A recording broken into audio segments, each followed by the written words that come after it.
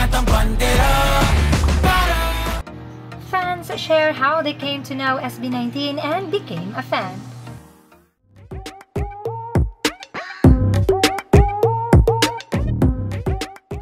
With all the noise that's been happening now, let's hear from the netizens as to how they came to know SB19 and became a fan. Yes FM Facebook page made a survey and many answered they became a fan from Go Up, Mappa, Gento era, and some were once bashers that became a fan now. Napanood ko na sila dati sa show ni Vice Ganda pero di ko pa sila gusto. Tapos nung nag-trend yung Gento at na-feature sa Jessica Soho, dun ko na sila sinimulang i-search and sobrang na-amaze na ako sa kanila and sobrang proud na sa kanila sa narating nila ngayon. I would say I became a fan of these 5 amazing men during Binibining Pilipinas and up until now I'm proud 18. SB19 changed my life. Ako dati narinig ko na ang SB19 pero deadma lang. Pero nang mapanood ko sa TikTok ang interview ni Tony G, search agad ako sa YT, doon nag-umpisa ang pagkahumaling ko sa Mahalima. Bagong 18 pa lang ako, may mga old videos pa sila na di ko pa napapanood. YouTube 2021 via Just to React. Reaction video nila ng What, and ilang buwan na kaming napuyat ng mga kids ko, pinanood all their vlogs, videos, and interviews.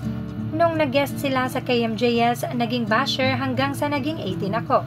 One of my students way back 2020 danced their song Alab on TikTok and I was, wait, Korean ba to na tinagalog lang? Ang galing! Sinearch ko sinong kumanta, I found them.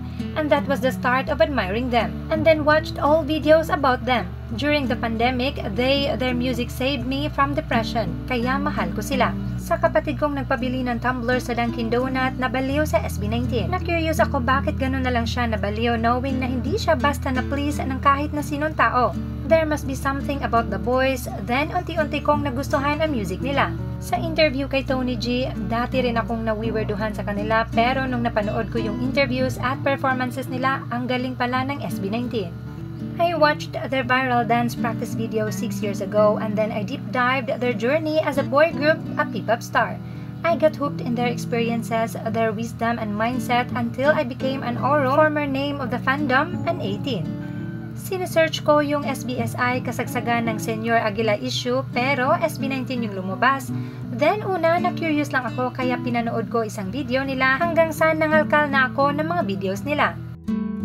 Guesting nila sa Mars, basher pa ako nun. Sorry naman, hindi ko alam na ang mga kanta at pinagdaanan pala nila ang magiging instrumento ni Lord para ma-motivate ako sa mga bagay na kinawawalan ko ng pasensyang ipagpatuloy.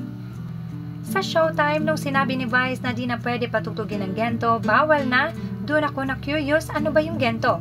Then napanood ko video nila noon, nako nagka-interest at pinanood ko lahat ng video nila.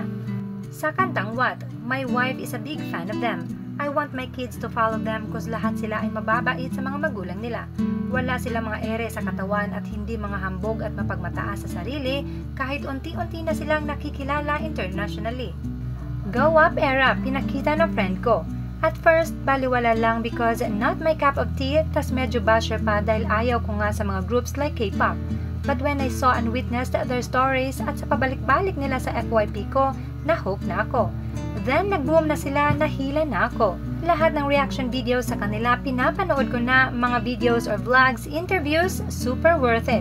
Last year sa news, 24 oras, nabalita noon na sold out ang day 1 and 2 concert nila sa Araneta, na-curious ako. Noon sa YT ng show break, hanggang sa naka-attend na rin ako ng concert nila last May 19, pagtatag finale day 2, sa YT din Mappa and Gento, TikTok.